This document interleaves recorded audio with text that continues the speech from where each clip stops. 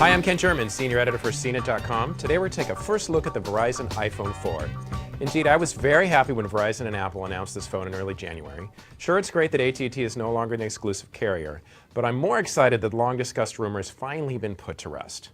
So what is the Verizon iPhone? Well, the answer is the Verizon iPhone is almost the same device as the AT&T counterpart. There are a couple of differences, and one that's pretty important, but it's still the same phone in most regards.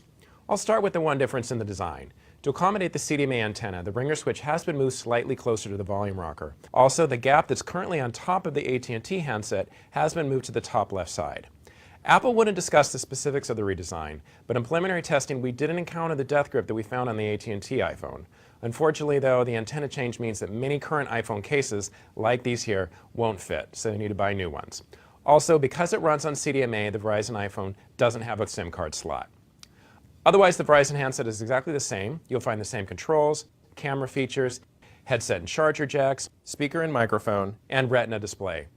Verizon says it will carry the white iPhone, but we still have no idea when that will be. Last time we heard it was just timed in the spring. Now inside the Verizon iPhone is one major difference. Unlike the AT&T handset, the Verizon iPhone can function as a personal hotspot for up to 5 devices. You will need to activate the hotspot functionality with Verizon first, but once you do, it will appear in the settings menu. So after you set a password and you turn on the feature, you can get started.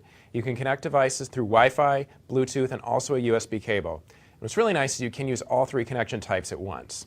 Another difference is the Verizon iPhone currently runs iOS 4.2.6, while in comparison, the AT&T iPhone runs iOS 4.2.1. Apple said 4.2.6 is a version unique to the Verizon handset, and the only changes it brings are CDMA support and hotspot feature. The other features on the device are exactly the same, so expect to see no changes from the AT&T phone. Of course, there are a few things the Verizon iPhone can't do.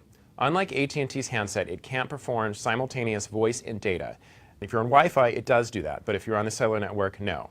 And it doesn't offer global roaming for GSM networks. Also, though Verizon is growing its LTE 4G network, its currently Verizon iPhone tops out at 3G. We're still in the midst of testing the device, so you'll have to read the review for our full performance analysis. Voice quality, however, we noticed a few differences, but this is preliminary testing, so I want to emphasize that. Whatever our results, though, I have to stress that you shouldn't expect the Verizon iPhone to be a miracle device. You'll see differences, no doubt, but don't expect it to completely cure your reception woes. You're still using a cellular network that will vary according to your location, interference, and how many people are using it at one time. The expectations for a Verizon iPhone are immensely and ridiculously high, and this handset, I have to say, runs a big risk of not living up to them.